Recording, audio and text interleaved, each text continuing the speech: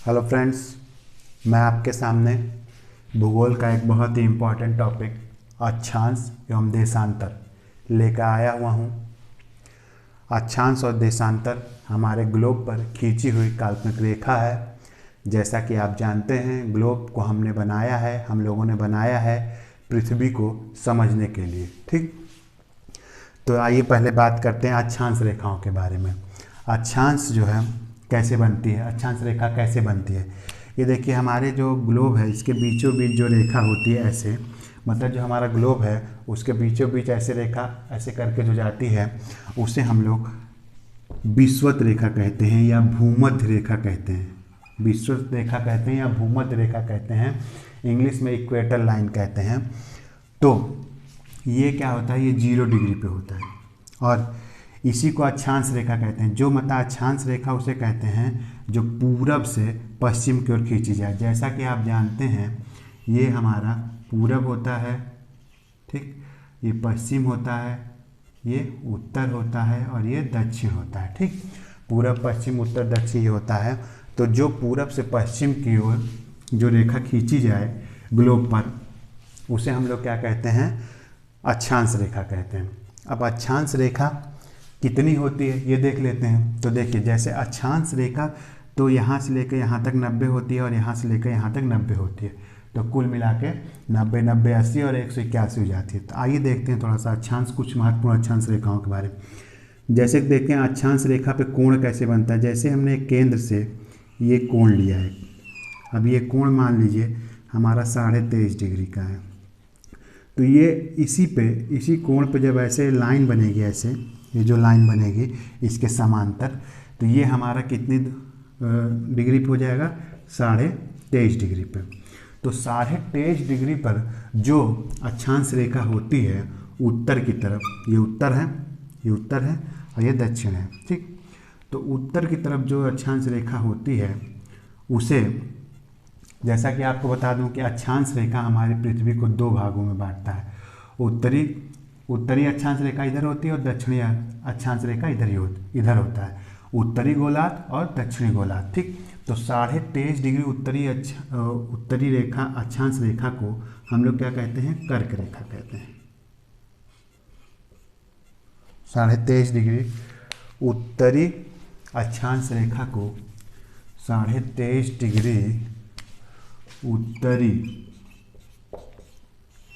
अक्षांश रेखा को हम लोग कर्क रेखा कहते हैं, कर्क रेखा कहते हैं। ठीक, और इसी प्रकार जो 23.5 डिग्री, मान लीजिए ऐसे खींचा, ये 23.5 डिग्री हुआ।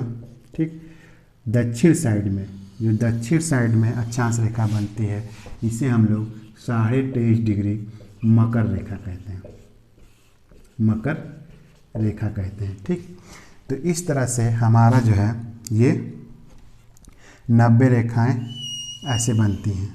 ठीक, ये बनती हैं और जो 90वां रेखा होती है यहाँ, मतलब इस रेखा को छोड़ के 90 रेखा जो बनती है वो एक पॉइंट होता है। जैसा कि आप जानते हैं कि बिंदुओं के समूह को ही हम क्या कहते हैं, रेखा कहते हैं। तो बिंदु भी क्या हुआ, एक रेखा हुआ। तो यहाँ से जो हमारा 0 डिग्री से है, यहाँ से लेकर यहाँ तक हमारा 90 अक्षांश रेखाएं बनती हैं। ठीक, 90 अक्षांश रेखाएं यहाँ से यहाँ तक बनती हैं और 90 अक्षांश रेखाएं यहाँ से यहाँ तक बनती हैं। तो 90 अक्षांश रेखाएं यहाँ से यहाँ तक बनती हैं। ठीक, तो ये कुल हम रेखाओं को तो दिखा नहीं सकते, तो 90 और 90 ये क्या हो जाता है, 90 और 90 हमारा 90 प्लस 90 और ये विषुवत रेखा एक, तो कुल मिला के 181 अक्षांश रेखाएं हो जाती हैं। कितनी हो जाती हैं, अक्षांश रेखाएं। ठीक, अक्षांश रेखाएं 181 हो जाती हैं। ठीक, तो अक्षांश रेखाएं 181 हो जाती हैं। तो दूसरी चीज़, इन अक्षांश रेखाओं के बीच की जो दूरी होती है, 111 किलोमीटर होती है। इन अक्षांश रेखाओं के बीच की जो दूरी होती है वो 111 किलोमीटर होती है। ठीक, और यहाँ पे जो 66.5 डिग्री पे जो रेखा बनती है वो उत्तरी अक्षांश पे उसे 66.5 डिग्री उत्तरी अक्षांश पे जो बनती है उसको हम लोग आर्कटिक वृत्त कहते हैं। आर्कटिक वृत्त कहते हैं। आर्कटिक वृत्त कहते हैं। और ये जो 66.5 डिग्री दक्षिणी अक्षांश पे, उत्तरी नॉर्थ लिख देता हूँ, ठीक, और 66.5 डिग्री जो दक्षिणी अक्षांश पे बनती है तो इसे हम लोग अंटार्कटिक वृत्त कहते हैं। अंटार्कटिक वृत्त कहते हैं। क्या कहते हैं? अंटार्कटिक वृत्त कहते हैं। नीचे वाले 66.5 डिग्री दक्षिणी ध्रुव पर जो अक्षांश रेखा बनती है उसे अंटार्कटिक वृत्त कहते हैं, और 66.5 डिग्री नॉर्थ मतलब उत्तरी पर जो अक्षांश रेखा बनती है उसको आर्कटिक वृत्त कहते हैं।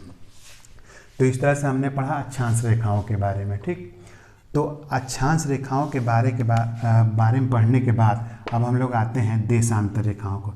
तो देशांतर रेखा क्या होता है कि देशांतर रेखा हमारा जो 0 डिग्री पर जो देशांतर रेखा हमारी बनती है, जो 0 डिग्री पर हमारी देशांतर रेखा बनती है वो ग्रीनविच रेखा कही जाती है, जो लंदन में स्थित है। लंदन में ग्रीनविच शहर में मतलब स्थित है, इसीलिए उसे ग्रीनविच रेखा कहते हैं, या प्रधान मध्याह्न रेखा भी कहते हैं, ठीक। तो ये जो ग्रीनविच रेखा है जो 0 डिग्री पे यहाँ पे बनती है, ठीक, तो ये जो ग्रीनविच रेखा है इससे हम लोग समय का निर्धारण करते हैं। मतलब समय का निर्धारण करने के लिए ये ग्रीनविच रेखा का यूज हम लोग करते हैं, इस्तेमाल हम लोग ग्रीनविच रेखा का करते हैं। अब देखिए, जो ये मतलब जो उत्तरी ध्रुव से दक्षिणी ध्रुव की तरफ जो रेखा खींची जाती है उसे हम लोग देशांतर रेखा कहते हैं। और इसे ही हम लोग जो पहले जो 0 डिग्री पर देशांतर रेखा होती है उसे ही हम लोग कहते हैं ग्रीनविच रेखा कहते हैं, या प्रधान मध्याह्न रेखा कहते हैं, ठीक। तो ये क्या होता है कि जैसा कि आप देख रहे हैं ये रेखाएं समांतर नहीं होती। जैसे विषुवत रेखा क्या होती है? समांतर होती है, पर ये रेखा समांतर नहीं होती। मतलब ये देखिए मिल जा रही है, ये रेखा मिल जा रही है, समांतर नहीं होती। तो इनके बीच की जो दूरी है, जो सबसे ज़्यादा जो दूरी होती है इनके बीच की, वो विषुवत रेखा पर होती है। विषुवत रेखा पर इनकी दूरी 111.32 किलोमीटर तक होती है। सबसे ज़्यादा दूरी इनकी विषुवत रेखा पर होती है, और वो समय निर्धारण के लिए होती हैं। और इस तरह से ये जो है 360 रेखाएं होती हैं। 180 रेखा इधर की ओर, 180 रेखा मतलब 180 रेखा पश्चिम की ओर और 180 रेखा पूरब की ओर, ठीक। इस तरह से ये जो है 360 रेखाएं होती हैं। जो देशांतर रेखाएं होती हैं वो 360 रेखाएं होती हैं, ठीक। अच्छा, देशांतर रेखा में क्या है कि ये जो हमारा ग्रीनविच रेखा है, यहाँ से जो हमारा भारत का जो रेखा है, भारत हमारा 8 डिग्री से 37 डिग्री कहते हैं उत्तरी अक्षांश में रहता है। मतलब यह मान लीजिए यहाँ 8 डिग्री रहेगा, 8 डिग्री 4 मिनट से 37 डिग्री 6 मिनट तक जो हमारा रहता है उत्तरी अक्षांश में, ठीक। और 68 से 97 तक रहता है हमारा जो है इधर मतलब कि पूर्वी देशांतर की तरफ, ठीक। तो इसके जो ये मतलब यहाँ पे जो रेखा गुजरती है इंडियन स्टैंडर्ड टाइम, मतलब कि जो भारत की समय की मानक रेखा गुजरती है वो ग्रीनविच से 82.5 डिग्री ग्रीनविच से 82.5 डिग्री, ग्रीनविच मैं ऐसे लिख दे रहा हूँ, ग्रीनविच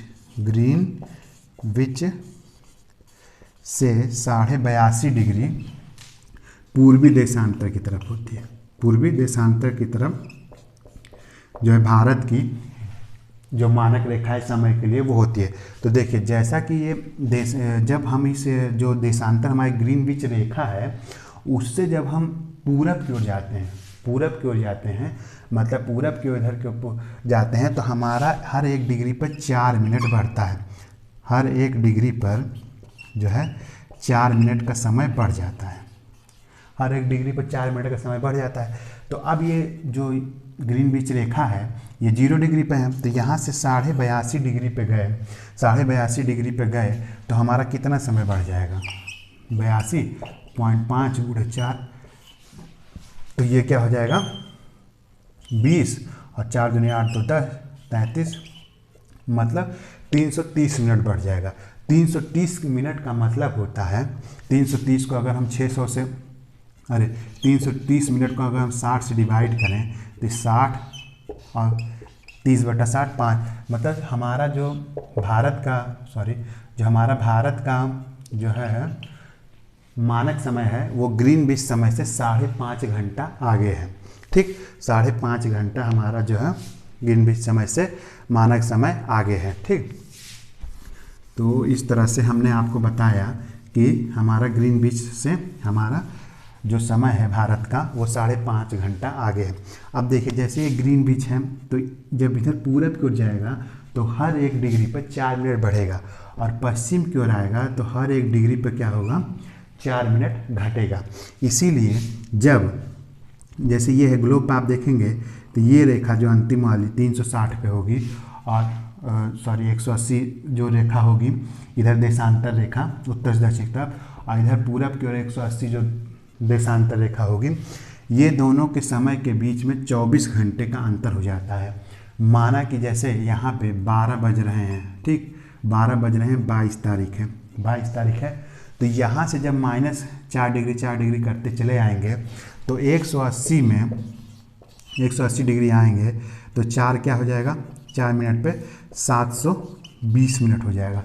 720 मिनट का मतलब 12 घंटे हो जाएंगे, 12 घंटे हो जाएंगे, 12 छंग 72 720, तो 12 घंटे जब हो जाएंगे तो यहाँ पे हमारा क्या रहेगा 22 तारीख की शुरुआत, मतलब 22 तारीख को 12 AM हो रहा होगा। ठीक, और यहाँ पे 12 PM था। और इधर की ओर जब हम जाएंगे तो हमारा यहाँ पे 23 तारीख का 12 AM हो रहा होगा।